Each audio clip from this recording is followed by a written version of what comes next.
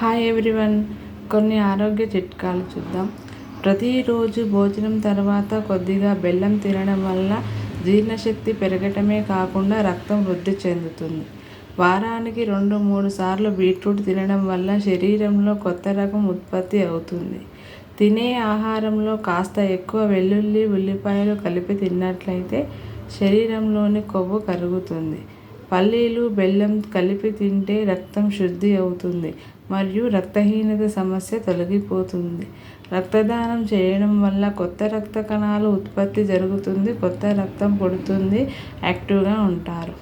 ఉప్పు ఎక్కువగా తీసుకోవడం వల్ల గుండె జబ్బులు, కిడ్నీలో రాళ్ళు, పక్షవాతం, ఎముకల పటుత్వం కోల్పోవడం, ఊబకాయం వంటి సమస్యలు వేధిస్తాయి. అల్లం రసంతో కాస్త తేనె కలిపి తీసుకున్నట్లయితే రక్తంను శుభ్రపరచును. రోజు 2 అంజీర పండ్లను భోజనానికి ముందు తింటే రక్తంలో హిమోగ్లోబిన్ స్థాయిలు పెరుగుతాయి. త్రాగునీటిలో కాస్త సోంపు కలిపి తాగినట్లయితే శరీరంలోని అధిక బరువును తగ్గిస్తుంది. కీళ్ళ నొప్పులకు వెల్లుల్లి దంచి పాలలో ఉడికించి తాగితే నొప్పులు తగ్గుతాయి. వెల్లుల్లి దంచి పాలలో ఉడికించి తాగితే అధిక కొలెస్ట్రాల్ సమస్య ఉండదు. ఎముకలను బలపరచును. చర్మ సమస్యలు ఉండవు.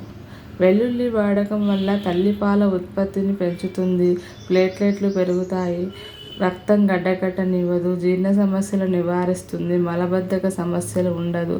వెల్లుల్లి వాడటం చాలా మంచిది. Thank you for watching. Please subscribe.